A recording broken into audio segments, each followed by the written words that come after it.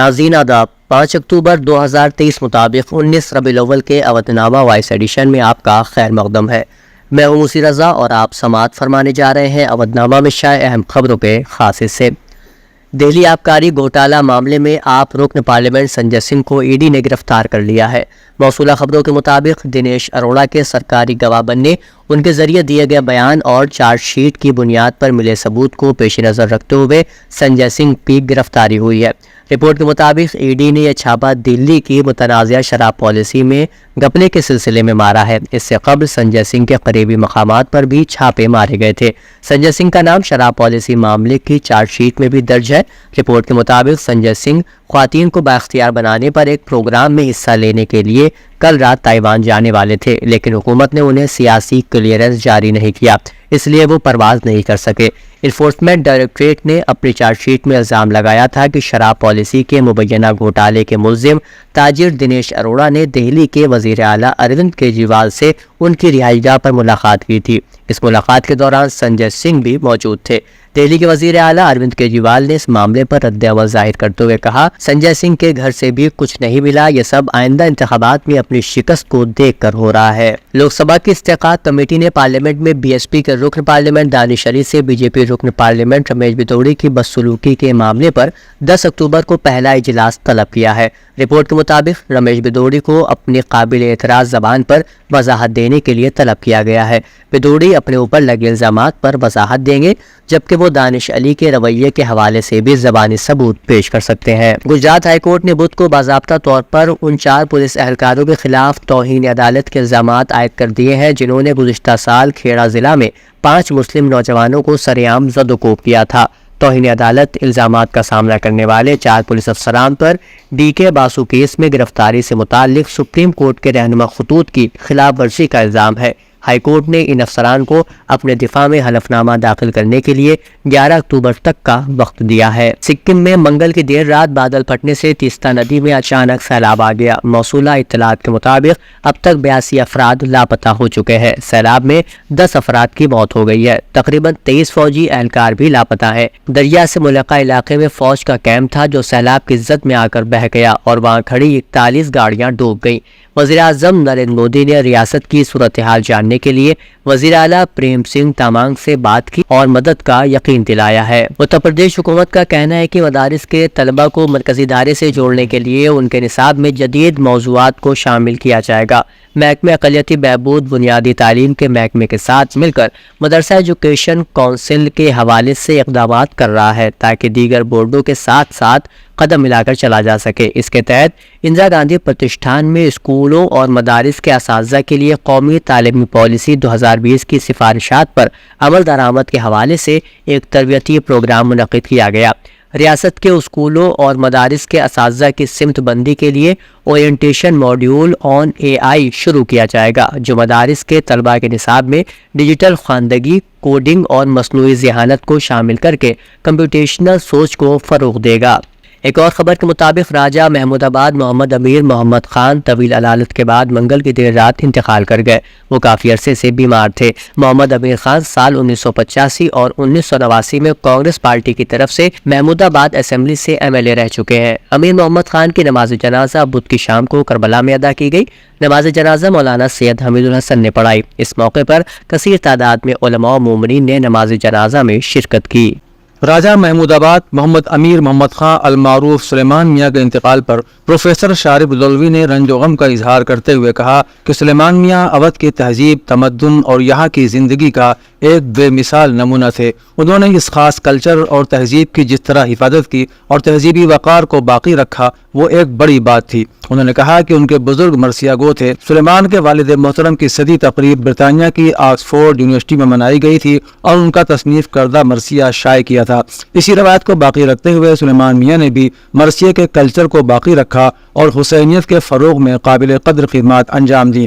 سلیمان میاں بھی ایک بہت اچھے تحت خواں تھے اور مرثیہ خوانی سے ان کی ایک الگ شناخت تھی۔ پروفیسر شارب نے کہا کہ سلیمان میاں کا انتقال اس لیے بھی ناقابل تلافی ہے کہ اب اس طرح کا کوئی آدمی ہونا ممکن نہیں۔ میں ان کے لواحقین کو تعزیت پیش کرتا ہوں اور مرحوم کے حق میں دعائے مغفرت کرتا ہوں۔ ڈاکٹر عمار رضوی سابق عبوری وزیر اعلیٰ اتر پردیش نے کہا کہ آج صبح میرے بھائی نے فون پر یہ انتہائی افسوسناک خبر سنائی کہ راجہ محمد امیر محمد خان المعروف سلیمان میاں کا انتقال ہو گیا ہے۔ میں چند دن پہلے ہی ان کی خدمت میں حاضر ہوا تھا۔ وہ بہت بیمار تھے، لیکن مجھے نہیں معلوم تھا کہ تاریخ کا ایک انسان اور ایک بہترین شخصیت، وہ سینکڑوں سال کی میراث کا مالک، اتنی جلدی ہم سے رخصت ہو جائے گا۔ میرا ان کا ساتھ 73 سال پرانا ہے۔ آج یوں محسوس ہوتا ہے جیسے کوئی بہت سایہ دار درخت نہیں رہا۔ مجھے ان سے بے حد عقیدت تھی، ہمارا اختلاف بھی تھا، لیکن اس کا ہمارے ذاتی تعلقات پر کبھی کوئی اثر نہیں ہوا۔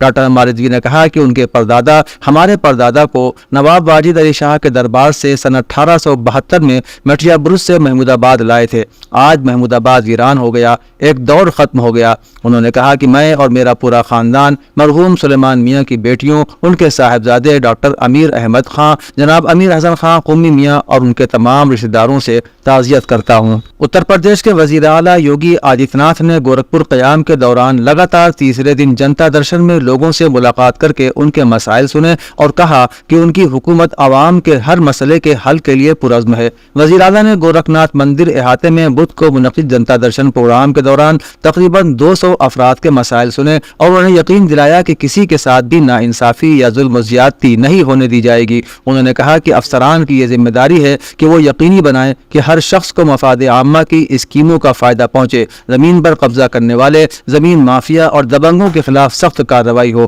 انہوں نے کہا کہ منمانی کسی کی نہیں چلے گی اور انصاف سب کو ملے گا۔ ریاستی وزیر برائے اقلیتی بہبود، مسلم وقف اور حج اور مویشی پروری دھرم پال سنگھ نے کہا ہے کہ بدلتے ہوئے ماحول اور مستقبل کے چیلنجوں کا سامنا کرنے کے لیے طلباء کو آرٹیفیشل انٹیلیجنس میں تربیت دی جانی چاہیے، اس کی تعلیم بہت ضروری ہے۔ انہوں نے کہا کہ AI کو تعلیم کو روزگار پر مبنی بنانے اور بچوں میں اخلاقی اقدار قائم کرنے کے لیے استعمال کیا جانا چاہیے۔ ورکشاپ کے انعقاد پر محکمہ بیسک تعلیم اور اس سے وابستہ منتظمین کو مبارکباد دیتے ہوئے انہوں نے کہا کہ غربت اور معاشرے کے دیگر مسائل کے حل کے لیے تعلیم بہت ضروری ہے، اس لیے اساتذہ کی یہ عظیم ذمہ داری ہے کہ وہ اپنی ذمہ داریوں کو پوری لگن کے ساتھ ادا کریں۔ اتر پردیش کے نائب وزیر اعلیٰ کیشو پرساد موریہ نے آج پریاگ راج کلیکٹریٹ احاطے کے سنگم آڈیٹوریم میں ترقیاتی کاموں کی میٹنگ کرنے کے بعد میڈیا نمائندوں سے بات چیت میں کہا کہ سال 2024 لوک سبھا الیکشن جیت کر وزیر اعظم نریندر مودی کی قیادت میں ہم ملک میں تیسری مرتبہ حکومت بنائیں گے۔ انہوں نے کہا کہ اتر پردیش کی پھول پور لوک سبھا سیٹ سمیت سبھی 80 کی 80 سیٹ پر کمل کھلے گا۔ انہوں نے کہا کہ G20 کے ذریعے پوری دنیا میں ہندوستان کا ڈنکا بجا ہے، ترنگا چاند پر چندریان کے طور پر پہنچ چکا ہے، اب اگلا قدم سورج کی طرف بڑھ رہا ہے۔ انہوں نے کہا کہ الیکشن جب ہوں گے، عوام کمل کے پھول کا بٹن دبا کر نریندر مودی کو تیسری مرتبہ ملک کا وزیر اعظم بنانے کے لیے تیار ہیں۔ عہدیدنامہ کے جہان نما صفحے کے مطابق امریکی ایوان نمائندگان میں ریپبلکنز نے عدم اعتماد کے ووٹ کے ذریعے اسپیکر کیون میکارتھی کو ان کے عہدے سے ہٹا دیا ہے۔ امریکہ کی 234 سالہ تاریخ میں یہ پہلا واقعہ ہے کہ جب نائب صدر کے بعد عہدے صدارت کے سب سے مستحق رہنما کو عہدے سے ہٹایا گیا ہے۔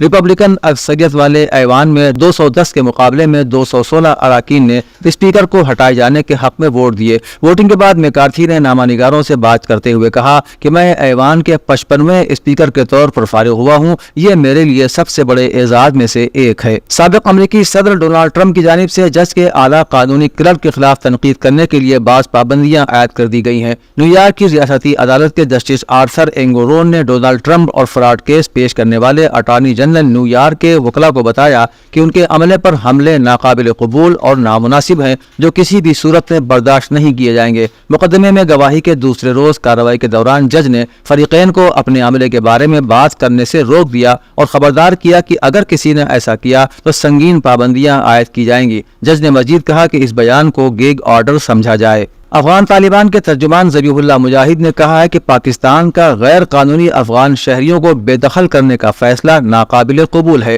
اور حکام پر زور دیا کہ وہ اپنی اس پالیسی پر نظر ثانی کریں۔ خیال ہے کہ گزشتہ روز پاکستان میں غیر قانونی طور پر رہائش پذیر غیر ملکی افراد کو 1 نومبر تک کی ڈیڈ لائن دی گئی تھی کہ وہ اپنے وطن واپس لوٹ جائیں اور اس کے بعد نہ جانے والوں کو ڈیپورٹ کر دیا جائے گا۔ اردو اور انگریزی زبانوں میں ایک بیان میں ذبیح اللہ مجاہد نے کہا کہ پاکستان میں افغان مہاجرین کے ساتھ سلوک ناقابل قبول ہے، اس حوالے سے انہیں اپنی پالیسی پر نظر ثانی کرنی چاہیے۔ پیلے ساگر میں آبدوز کے ایک الگناک حادثے میں کم از کم 55 چینی فوجی ہلاک ہو گئے ہیں۔ برطانیہ سے موصول ہونے والی ایک خفیہ رپورٹ کے مطابق آبدوز کے آکسیجن سسٹم میں تباہ کن خرابی کے باعث اس میں سوار عملے کے ارکان کی موت ہو گئی۔ برطانوی اخبار نے برطانیہ کی ایک خفیہ رپورٹ کے حوالے سے بتایا ہے کہ ہلاک ہونے والوں میں چینی فوجی پلے نیوی کے آبدوز کے کیپٹن کرنل جو یونگ پینگ اور 21 دیگر افسران بھی شامل ہیں۔ انٹیلیجنس رپورٹ سے پتہ چلتا ہے کہ آبدوز پیلے ساگر میں ایک مشن پر تھی جب اسے یہ حادثہ پیش آ گیا۔ انٹیلیجنس رپورٹ کے مطابق حادثے کے نتیجے میں عملے کے 55 ارکان المناک طور پر ہلاک ہو گئے ہیں۔ ان میں 22 افسران، 7 افسر کیڈٹس، 9 چھوٹے افسران اور 17 ملاح شامل ہیں۔ عراق کے صوبہ نینوہ میں حال ہی کے دنوں شادی کی ایک تقریب میں لگی آگ میں مرنے والوں کی تعداد بڑھ کر 119 ہو گئی ہے۔ عراقی خبر رساں ایجنسی نے مقامی کارکنوں کا حوالہ دیتے ہوئے کہا کہ دلہن کے والد بھی متاثرین میں شامل ہیں۔ الجزیرہ نے عراق کی وزارت داخلہ کے حوالے سے خبر دی ہے کہ شادی ہال میں ہنگامی راستے بند ہونے کی وجہ سے بہت سے لوگوں کی موت ہو گئی۔